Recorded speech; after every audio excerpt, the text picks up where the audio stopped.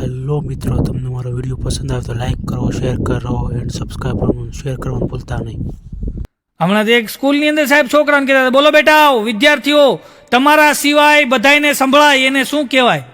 તમારા સિવાય બધાયને સંભળાય એને શું કહેવાય? એક છોકરો ઊભો થઈને કે સાહેબ નસકોરા. તમને તમારા ન સંભળાય પણ પાડોશીને હુવા ન દેવો, બાજુને હૂતો હોય ને આખી રાત જગાડે.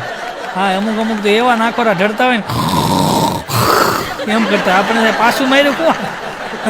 અમુક અમુક આવા નાખોરા ઢળતા હોય. બોલો, હમણાં એક બેન એના છોકરાને મારતા જઈને કે આ ભીખા જેવો છે, મારતા જઈને કે ભીખા જેવો છે.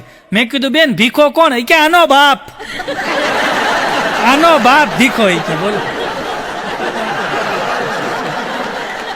હમણાં એક છોકરો રોતો રોતો ઘરે આવ્યો તો એના મમ્મી કે કેમ બેટા રો છો? એ કે મમ્મી મારા સાહેબ બીમાર છે. એના મમ્મી કે બેટા એમાં રોવાનું ન હોય, હારા થઈ જાય. એ કે એટલે જ રોઉં છું,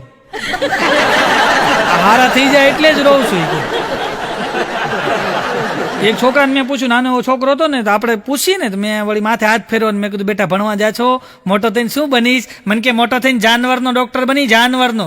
મેં કીધું જાનવરનો ડોક્ટર બનીને તારે શું કામ છે? મને કે ગાળ્યું ન દે ને જાનવર, એ ગાળ્યું ન દે કે એટલે મારે કે જાનવરનો ડોક્ટર બન્યો. બોલ,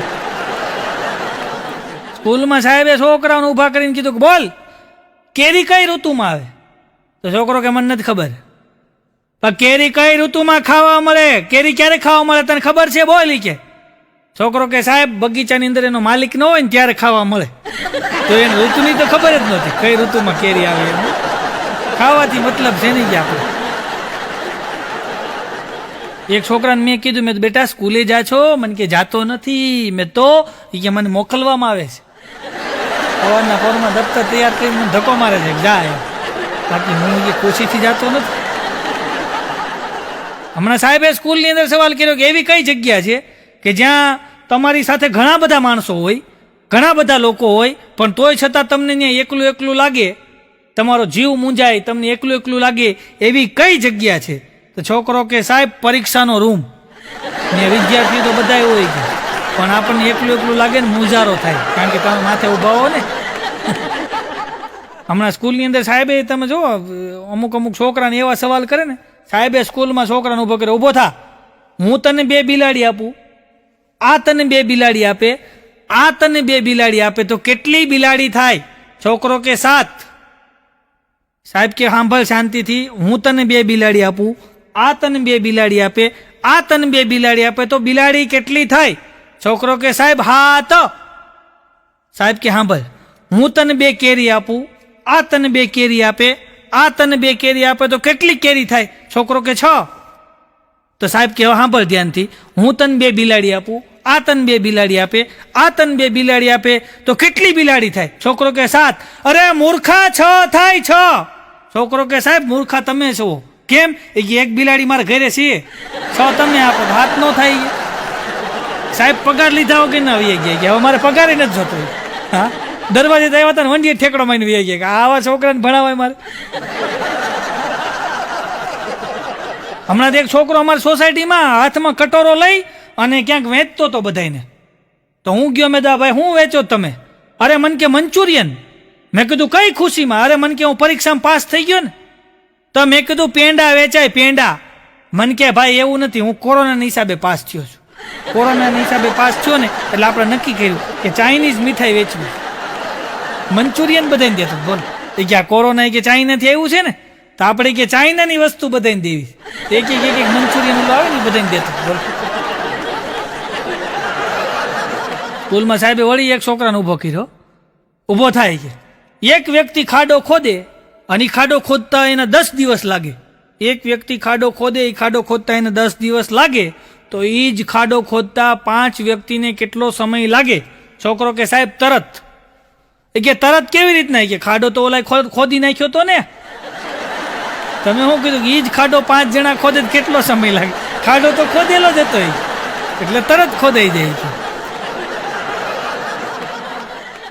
આ સ્કૂલમાં સાહેબે છોકરાને પૂછ્યું કે રોજ બદામ ખાવાથી શું થાય? તો છોકરો ઉભો થઈને કે સાહેબ બદામ ખાલી થઈ જાય. હા, રોજ બદામ ખાવાથી કે ખાલી થઈ જાય. પણ એક ગામની અંદર 2 બાળકો અને 2 બાળકો યશ અને નીલ, 2 બાળકોનું નામ.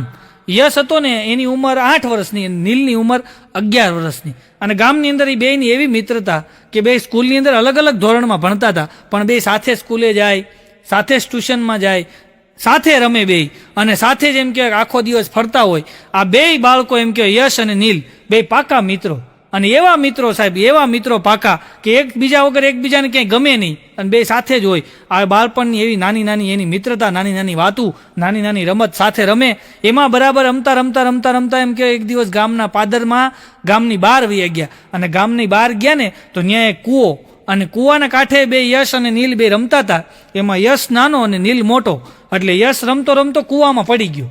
કૂવામાં પડી ગયો ને એટલે નીલને તો કાંઈ ઘડીક વાર તો કાંઈ સૂઝ્યું નહીં, અને 2 મિનિટ તો નીલ આમ રાડ્યું મીંડ્યો પાડો, એ બચાવો બચાવો, યશ કૂવામાં પડી ગયો. પણ આજુબાજુમાં કોઈ હતું નહીં, અને કોઈ આજુબાજુમાં ક્યાંય જરાક પણ અવાજ ન આવે, કોઈ માણસનું ઝીણું ન દેખાય. અને યશ બરાબર રાડ્યું નાખે, નીલ બરાબર રાડ્યું નાખે, બચાવો બચાવો, યશ અંદર પડી ગયો. અને અંદરથી યશ રાડ્યું નાખે, એ મને બચાવો. અને ત્યારે આને કાંઈ નીલને સૂઝ્યું નહીં, એટલે કૂવા કાંઠે એક ડોલ પડી હતી, એક રાંઢું બાંધેલું હતું, એ અંદર જવા દીધું કૂવાની અંદર. અને યશને કીધું કે યશ, આ ડોલની અંદર તું પગ રાખી અને નાડું પકડી રાખ, એટલે હું તને ખેંચી લઉં. અને બરાબર એમ કે યશે ડોલની અંદર પગ રાખ્યા, નાડું પકડી રાખ્યું, અને નીલ મીંડો ખેવા, અને હતી એટલી બધી તાકાત લગાવી દીધી સાહેબ. 11 વર્ષનો બાળક, અને હતી એટલી બધી તાકાત લગાવી, અને ભગવાનને આમ યાદ કરતો જાય, અને એટલા તાકાતથી આમ પરસેવો જાય એનો, એટલો ડરી ગયેલો, આમ ફટાફટ ફટાફટ ફટાફટ આમ ખેંચવા જ માંડ્યો. અને બરાબર એમ કહેવાય ભગવાનને વાત રાખવી છે કે યશ બહાર નીકળી ગયો, બચી ગયો.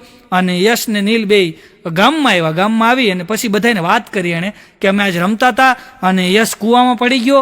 અને નીલ કે પછી મેં બધાને અવાજ માર્યો પણ કોઈ દેખાણું નહીં, એટલે મેં ડોલ અંદર નાખી અને યશને બહાર કાઢ્યો. એટલે ગામવાળા બધા દાંત કાઢે કે હું હાવ ઉલ્લુ બનાવવાની વાત કરશો, તું 11 વર્ષનો અવડો એવો, અને તું કોઈને માણસને કોઈ છોકરાને કૂવામાંથી કાઢી હેગ, બની જ ન હગે, તું કરી જ ન હગ. આવી રીતના બધા એના દાંત કાઢે, કોઈ એની વાત માનવા તૈયાર નહીં. એમાં 80-85 વર્ષના એક દાદા બેઠા હતા, અને દાદા ઊભા થઈને આવ્યા, અને આવી અને એમ કે નીલના માથા ઉપર હાથ ફેરીને એમ કીધું કે બેટા તું કરી શક, મને તારી વાત ઉપર ભરોસો છે. એટલે ગામવાળાએ કીધું કે દાદા તમે આની વાત ઉપર કેમ ભરોસો કરો છો, આ કરી જ ન શકે. એ કે આની ઉંમર તો જોવો તમે, આ કૂવામાંથી માણસ કાઢી શકે, આ કૂવામાંથી બાળકને કાઢી શકે, આ બની જ ન શકે, કરી જ ન શકે.